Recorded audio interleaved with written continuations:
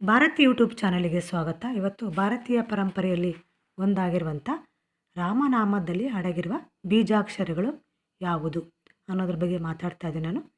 ನಾವು ಭಾವನಾತ್ಮಕತೆಯಿಂದ ನೋಡೋದಾದರೆ ರಾಮ ವಿಷ್ಣುವಿನ ಅವತಾರ. ರಾಮನಾಮ ಜಪಿಸುವುದರಿಂದ ಸಕಲ ಪಾಪಗಳು ನಿವಾರಣೆ ಆಗುತ್ತದೆ. ಹೀಗಾಗಿ ರಾಮನಾಮ ಜಪ ಮಾಡುವುದರಿಂದ ಸಕಲ ಪಾಪ ನಚಿಸಿ ನಮ್ಮ ಬದುಕು ಪಾವನ ಆಗುತ್ತದೆ. ರಾಮನಾಮದಲ್ಲಿ ಬೀಜಾಕ್ಷರಗಳು ಅಡಗಿದೆ. ರಾ ಎಂದರೆ ಸೂರ್ಯನ ಬೀಜಾಕ್ಷರ.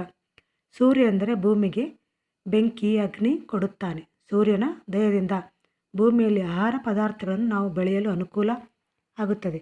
ಇಡೀ ಜಗತ್ತು ಸೂರ್ಯನ ಕೃಪೆಯಿಂದ ಆಹಾರ ಪಡೆದುಕೊಂಡು ಜೀವನ ನಡೆಸುತ್ತದೆ. ಮಾ ಎಂದರೆ ಚಂದ್ರನ ಬೀಜಾಕ್ಷರ.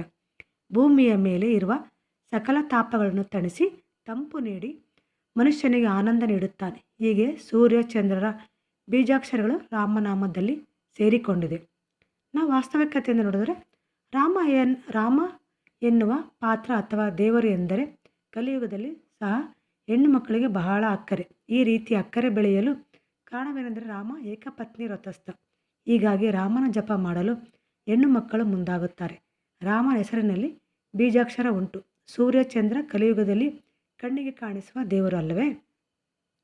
ನಾವು ವೈಚಾರಿಕತೆ ನೋಡಿದ್ರೆ ದೇವರು ಎನ್ನುವ ಶಬ್ದದಲ್ಲಿ ನಂಬಿಕೆ ಅಡಗಿದೆ. ಇದೇ ರೀತಿ ದೇವರು ನಮ್ಮನ್ನು ಕಾಪಾಡುತ್ತಾನೆ ಎನ್ನುವ ನಂಬಿಕೆ ಅವನ ಆರಾಧನೆಗೆ ತೊಡಗಿಸುವಂತೆ ಮಾಡಬಲ್ಲದು.